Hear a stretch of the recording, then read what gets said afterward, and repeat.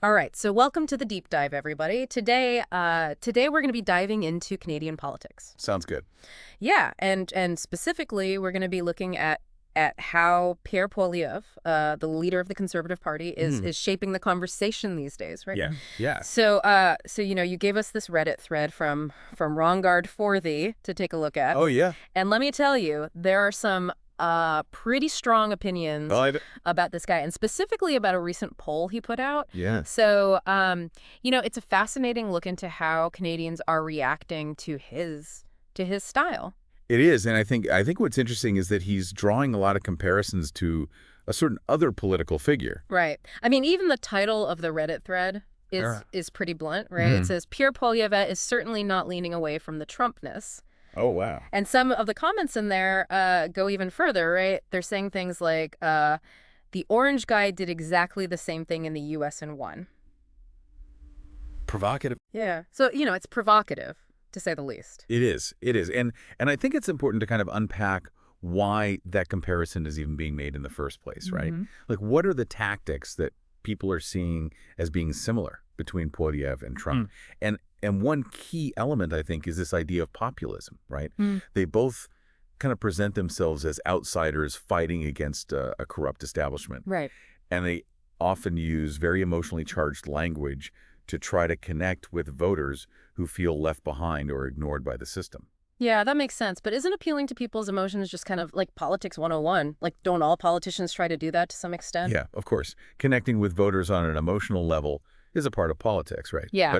But I think what populism does is it takes it a step further. Okay. It often relies on creating this us versus them dynamic, where the us is the everyday person, right? And the them is some elite group that's, supposedly working against the people's interests. And this can be really powerful, especially in times of like economic uncertainty or social change. Right. Where people are looking for, someone to blame for their problems. Makes sense. Yeah.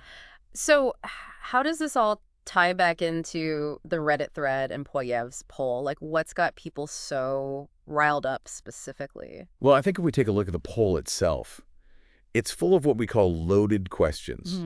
So these are questions that are worded in a way that really tries to push you towards a specific answer. Oh, interesting. So for example, right, one question asks, do you support my vision to give you tons of money and riches? I mean, who's going to say no to that, right? Yeah. It does sound a little too good to be true, and also kind of simplistic. Like, what even is a powerful paycheck, right? That's another phrase he keeps using. Yes. It's like he's trying to create this image of prosperity, but without really explaining how he'll achieve it. Exactly. And that's a hallmark of populist rhetoric. Yeah. Right? Right. It often focuses on these broad promises and simple solutions without getting into the nitty-gritty details of policy or governance. Right, but surely people can see through that, right? I mean, aren't Canadians known for being, well, sensible? You would think. Yeah. You would think. But the truth is, these kind of tactics can be very effective, even if they are a bit manipulative. Okay. Remember, we're talking about tapping into people's deep-seated anxieties and desires. And when someone comes along offering easy answers and a sense of hope, it can be very tempting to believe them, even if their promises are a bit far-fetched. Yeah, it's that hope, right? Yeah. That draw. Exactly. Yeah. Exactly. Okay, so we're seeing how Poilievre is using some of these classic populist tactics, right? Tapping into economic anxieties, promising these easy solutions. But this Reddit thread isn't all just praise for him. Right. There's a lot of pushback, too. Yeah, absolutely. In fact, a lot of the comments express concern about this lack of concrete plans, right? They see the powerful paycheck rhetoric is kind of empty, and they're calling for more substance. Right. Yeah. Yeah. Like one user even said, beyond vague comments and blame of the Liberals, he provides no substance to argue how choosing him will change the situation for Canadians. Yeah, it's like they're not just buying the hype. Right. Exactly. They want to see the receipts. They want to see the receipts, yeah. So what other criticisms are people bringing up? Well, some find his style just off-putting, right? Some are comparing his rhetoric to a child having a tantrum.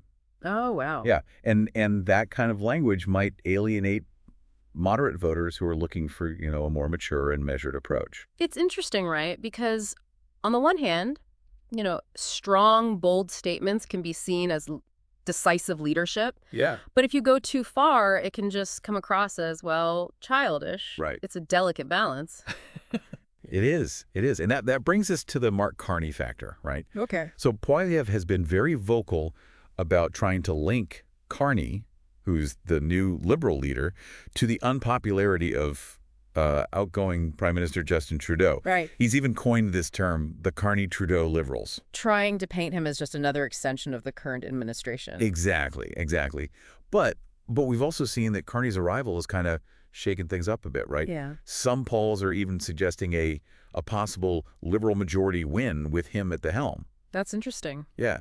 So Carney's background as the former Bank of Canada governor kind of lends him a certain credibility on economic issues, right?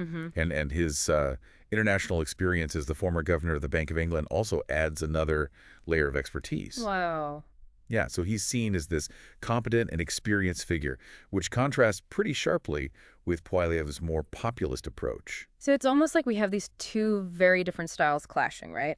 Poilievre with his populist appeals and Carney with this more traditional experience-based campaign. Yeah. It's almost like a battle for the soul of Canadian politics, wouldn't you say?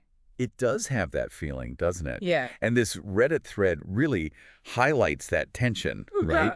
You see people grappling with these contrasting approaches, trying to figure out which vision resonates more with them. Yeah, and it's fascinating to see how this plays out, right? Oh, absolutely. Because we have these two figures with such different styles and such different approaches to leadership. It's a really interesting time in Canadian politics, I think. Yeah, and I think, going forward, it'll be really interesting to see how these two approaches play out, right? Oh, for sure. And whether, the Canadian people are ultimately drawn to one over the other. Yeah, and what that says about the state of Canadian politics and society as a whole, right? Yeah, exactly. What are Canadians looking for in a leader? Right, and are they looking for substance, or are they looking for, that kind of that flash and the fizzle? Right, right. And it's a question that I don't think has an easy answer. Yeah, it's a really complex issue, and I think it's one that's worth exploring further. Definitely. Definitely. So let's dig a little bit deeper into that, right? Yeah, let's do it. Like, what are some of the key differences between how Poilievre and Carney are approaching the electorate? I mean, beyond just the obvious, populist versus traditional distinction. Yeah. So I think Poilievre is really focusing on tapping into this sense of frustration and discontent among certain segments of the population, right? He's offering himself as this disruptor, someone who will shake things up, challenge the status quo. Right. And his messaging is very much about the people versus the elites, right?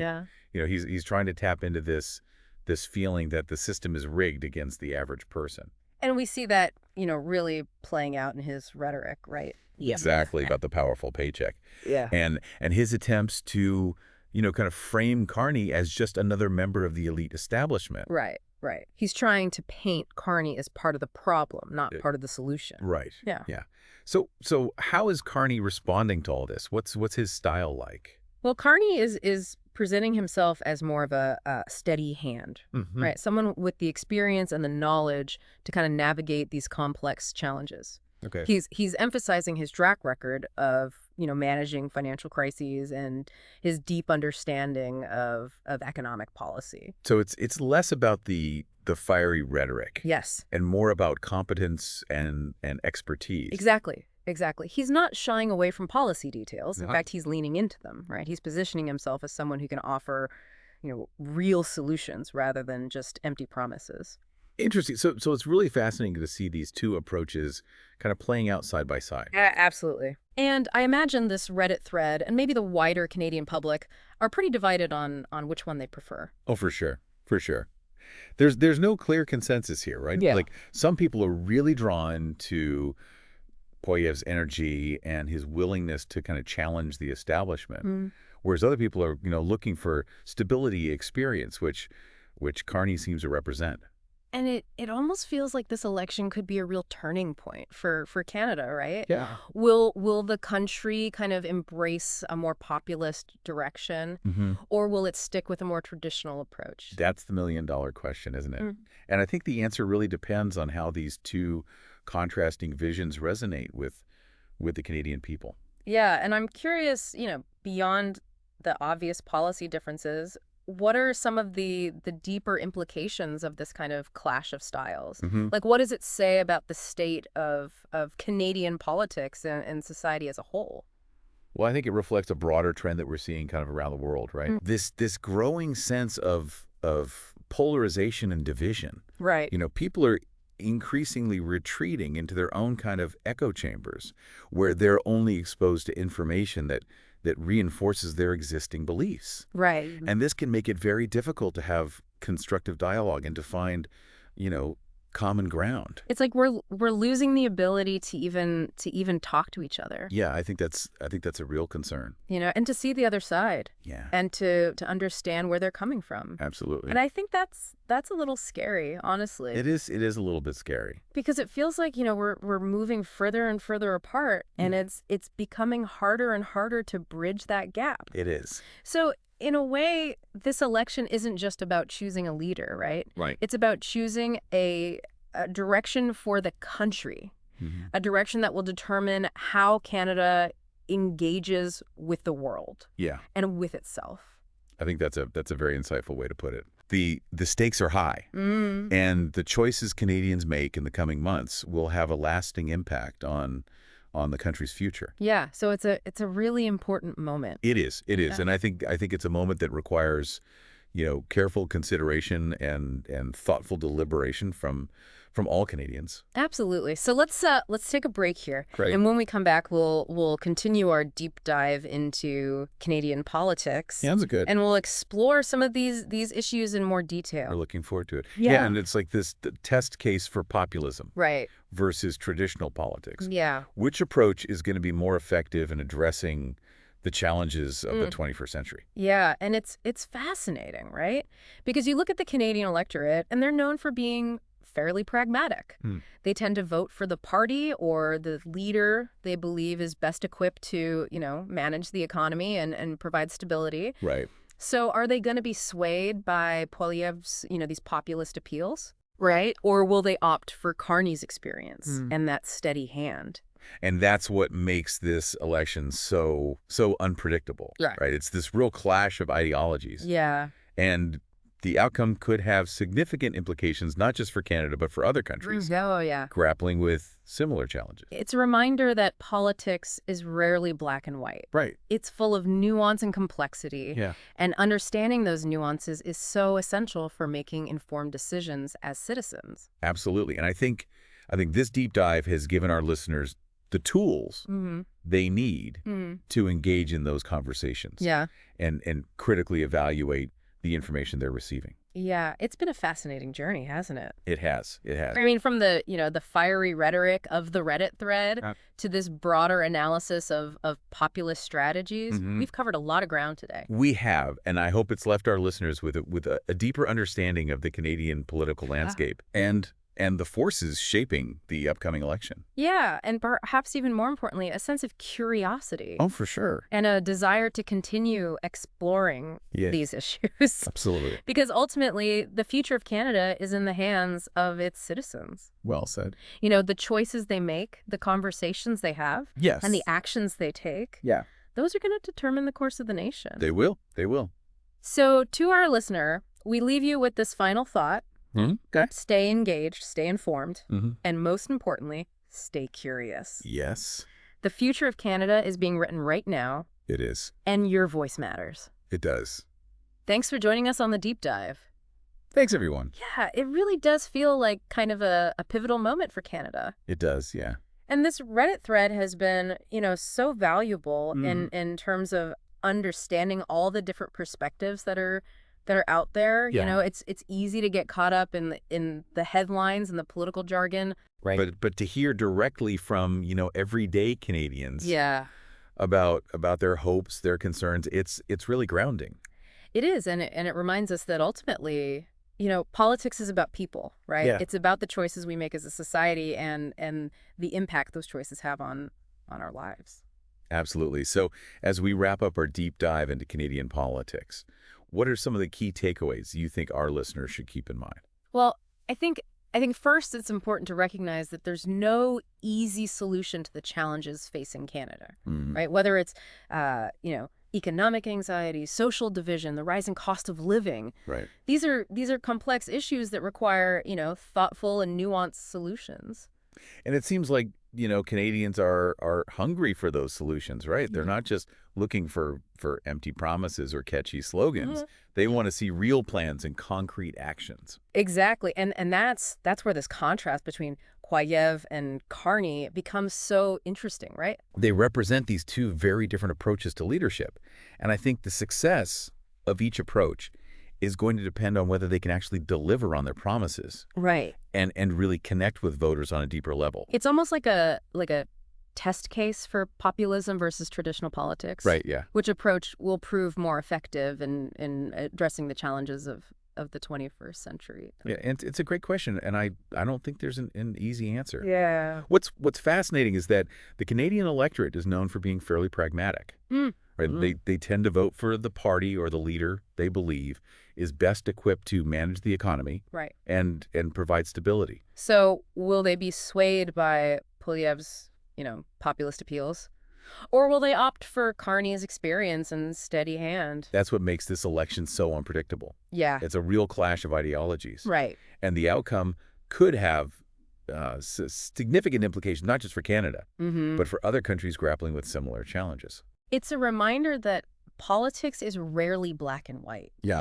It's full of nuance Yeah. and complexity. Hmm. And understanding those nuances is so essential It really is. for making informed decisions as citizens. Absolutely. And I think this deep dive has equipped our listener with the tools they need to engage in those conversations Yeah. and critically evaluate the information they're receiving. It's been a fascinating journey, hasn't it? It has. It has. From, the fiery rhetoric of the Reddit thread to this broader analysis of populist strategies. Yeah. We've covered a lot of ground today. We have, and I hope it's left our listener with a deeper understanding of the Canadian political landscape Mm-hmm. and the forces that are shaping this upcoming election. And perhaps even more importantly, a sense of curiosity Or for sure. and a desire to continue exploring these issues. Absolutely, yeah. Because ultimately, the future of Canada is in the hands of its citizens. The choices they make, the conversations they have, and the actions they take, those are going to determine the course of the nation. They will. They will. So to our listener, we leave you with this final thought. Stay engaged, stay informed, and most importantly, stay curious. Yes. The future of Canada is being written right now, Mm-hmm. and your voice matters. It does. Thanks for joining us on the Deep Dive. Thanks, everyone.